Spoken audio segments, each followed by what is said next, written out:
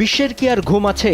যুদ্ধ লেগেই আছে কোথাও না কোথাও। সেই সঙ্গে পাল্লা দিয়ে বাড়ছে যুদ্ধ ও অস্ত্রের পেছনে গবেষণা ও বাজেট। এতে সংঘাত আরও বাড়ার সম্ভাবনা বাড়ছে দিনকে দিন। এমনকি তৃতীয় বিশ্বযুদ্ধেরও সংখ্যা বাড়ছে। গেল মাসে এক বক্তব্যে যুক্তরাষ্ট্রের প্রতিরক্ষামন্ত্রী গ্র্যান্ট শাফট জানান, আমরা দ্রুত যুদ্ধের দিকে এগিয়ে যাচ্ছি। একই বক্তব্যে তিনি আরও বলেন, আগামী 5 বছরের মধ্যে রাশিয়া, চীন, ইরান ও উত্তর কোরিয়া আমাদের হুমকি হয়ে দাঁড়াতে পারে। তৃতীয় বিশ্বযুদ্ধ কবে শুরু হবে তা নিয়ে ব্রিটেনে একটি জরিপ চালিয়েছে যুক্তরাজ্য ভিত্তিক আন্তর্জাতিক বাজার গবেষণা প্রতিষ্ঠান ইউগভ। জরিপে অংশ নেয়া 53% ব্রিটিশ নাগরিক মনে করেন আগামী 5 থেকে 10 বছরের মধ্যে আরেকটি বিশ্বযুদ্ধ শুরু হতে পারে। তবে 31% ব্রিটিশ মনে করেন এই সময় যুদ্ধ হবে না। 30 বছর আগে যুক্তরাষ্ট্র ও রাশিয়ার স্নায়ু যুদ্ধ শেষ। তবে ব্রিটিশরা মনে করে ভবিষ্যৎ বৈশ্বিক সংঘাতে নেতৃত্ব দেবে ওয়াশিংটন ও মস্কো। 10 ব্রিটিশ নাগরিকের মধ্যে 8 জনই মনে করে যুদ্ধ হলে যুক্তরাষ্ট্রের পক্ষ নেবে যুক্তরাজ্য, যা জরিপে অংশ নেওয়া মোট জনসংখ্যার 81%। আর 80% মনে করে যুদ্ধে যুক্তরাজ্যের বিপক্ষে থাকবে রাশিয়া।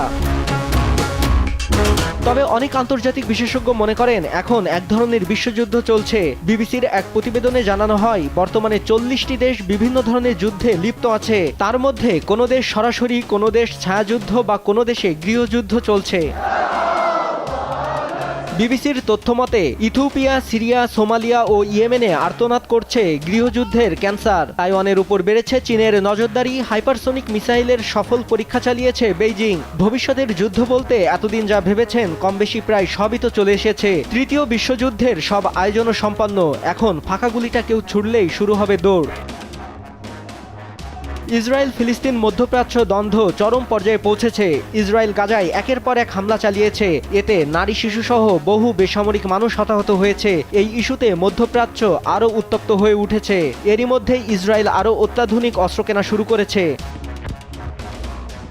ইসরায়েল হামাস যুদ্ধ এখন গাজায় থেমে নেই। দিন বাড়ার সাথে সাথে যুদ্ধের পরিধিও বাড়ছে। আর এই দুই পক্ষের সমর্থনে পুরো মধ্যপ্রাচ্য জুড়ে ছায়াযুদ্ধে নেমেছে যুক্তরাষ্ট্র ও ইরান।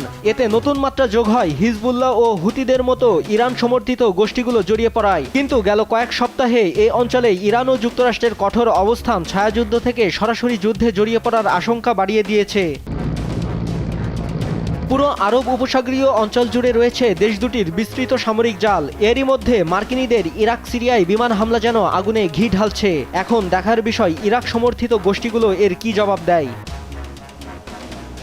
এছাড়াও ইউক্রেন নিয়ে যুক্তরাষ্ট্র, রাশিয়া কিংবা তাইওয়ান ইস্যুতে যদি চীন যুক্তরাষ্ট্রের গোল বেঁধেই যায় তবে কি হবে, এই প্রশ্ন উঠছে কয়েক বছর ধরে। ব্রিটিশ গবেষণা সংস্থা international institute for strategic studies এক গবেষণায় জানায়, চীনের পিপলস লিবারেশন আর্মি এরই মধ্যে স্ট্র্যাটেজিক সাপোর্ট ফোর্স নামে একটি এজেন্সি বানিয়েছে, যাদের কাজই হলো মহাকাশ, ইলেকট্রনিক ও সাইবার যুদ্ধের সক্ষমতা নিয়ে কাজ করা। আর তাই যুদ্ধ শুরু হয়ে গেলে প্রথম ঝাপটা যাবে সাইবার জগতের উপর দিয়ে।